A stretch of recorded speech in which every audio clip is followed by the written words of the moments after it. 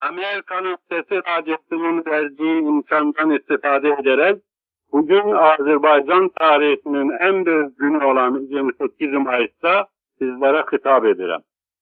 100 il süren kar esaretinden sonra, bundan 35 yıl evvel Azerbaycan Şura-i Millisi, Azerbaycan Cumhuriyeti'nin istiklalini bütün dünyaya ilan etti.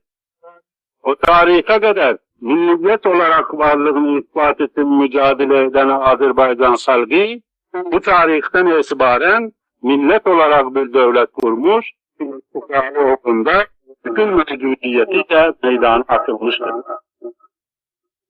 Medeni büyük bir tevekkeye malik olan vatanımız, siyaset sahasında çok büyük ve değerli hamleler göstermiştir. Cevat Han'ın 1904'te Gence'deki şanlı gazası dillerde destandı.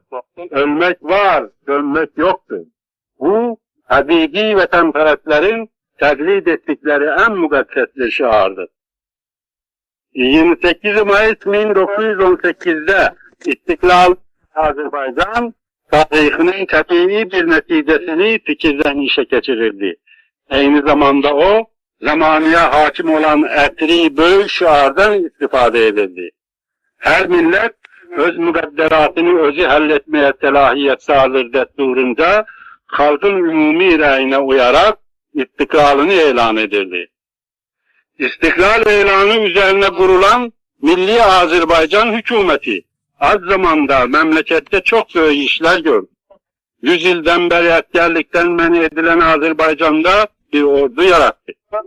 Çarlık zamanında devlet idaresine yakın bırakılmayan Azerbaycanlılardan zabıta ve emniyet kuvvetleri vücuda getirdi. Sosyal sahada esaslı islahata girişti. Kentçilere toprak verme için kanunlar hazırladı. Köylülerin haklarını korumak için tedbirler aldı. Halkı öz ana dilinde okutmaya başladı. Türkçeni devletin resmi dili ilan etti.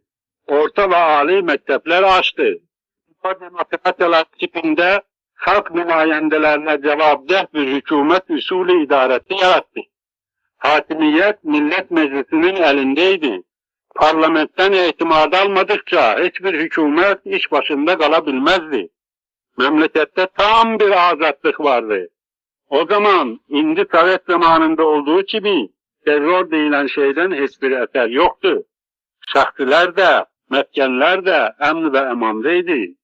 Vatanın kapıları indi olduğu gibi bütün dünyaya kapalı değildi. Her Azerbaycanlı istediği zaman hara isterse giderdi. Komşu ve Avrupa devletleriyle dostluk münasebetleri tesis edilmişti. Bütün milletlerle alışveriş vardı. Bütün bunların neticesindeydi ki Cumhuriyetimizin istiklali Avrupa devletleriyle Birleşik Amerika tarafından tanındı.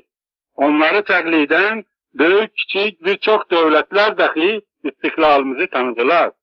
Türk ve Müslüman dünyasının bu ilk cumhuriyetini kardeş ve komşu memleketler dahi tanıdılar. Türkiye ile İran, Azerbaycan'la münasebete geldiler. Aralarında dostluk ve kardeşlik muahideleri imzalandı. 12 Yanvar 1920 Cumhuriyetin devletler tarafından tanınması günüydü.